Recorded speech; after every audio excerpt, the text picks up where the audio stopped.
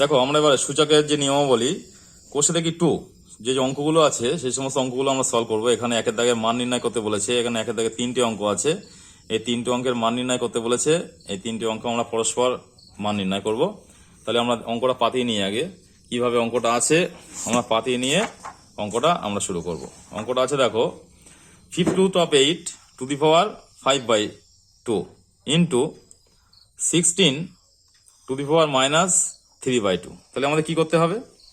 আমি একটা সিস্টেম বলেছিলাম যে রুটের এখানে খাঁচে যে সংখ্যা থাকবে সেই সংখ্যাটাকে আমাদের এই পাওয়ারের সাথে 1/, গুণ হবে। তার আগে আমরা 8টাকে একটু ভেঙে নিই। তাহলে এখানে 5 আছে, অলরেডি 5 থাকছে, 8টাকে ভাঙলে কি হবে? 2 টু দি পাওয়ার কিউ। কিভাবে ভাঙবো? 8টা দেখিয়ে দিচ্ছে একটু ভাঙা, এইভাবে যেভাবে নর্মাল বিশ্লেষণ করতে হয়। এই 3টে 2 মানে কি 2 to the power q, to the power আছে 5/2 ইন্টু 16কে ভাঙলে কি হবে? ওই একই পদ্ধতিতে আমাদের 16কে ভেঙে নিতে হবে। 8 2 এখানে 4 এখানে 2 2 কটা হলো? 4টে 2 হলো। 4টে 2 মানে কি 2 টু দি পাওয়ার 4। এখানে আছে বাইরে -3/2। তাই কি হচ্ছে? এখানে অ্যাকচুয়াল দাঁড়াচ্ছে 2 টু দি পাওয়ার কিউ। এখানে বলেছিলাম এই চিহ্নটা তুলতে গেলে এই খাঁচে যে সংখ্যা থাকবে সেটা এই পাওয়ারের সাথে 1/, গুণ হবে। তাহলে q into 1/5 to the power 5/2 into এখানে কি আছে 2 টু দি পাওয়ার 4 -3/2। তারপরে কি আছে দেখো এখানে 2 টু দি পাওয়ার, তাহলে কি হবে? এর নিচে কিছু নেই মানে 1 আছে, তাহলে এই 3টা উপরে যাবে। 3/5 এই পাওয়ারটা সেই পাওয়ারগুলোর সাথে গুণ হবে 5/2 ইন্টু পাশে কি আছে 2 টু দি পাওয়ার 4।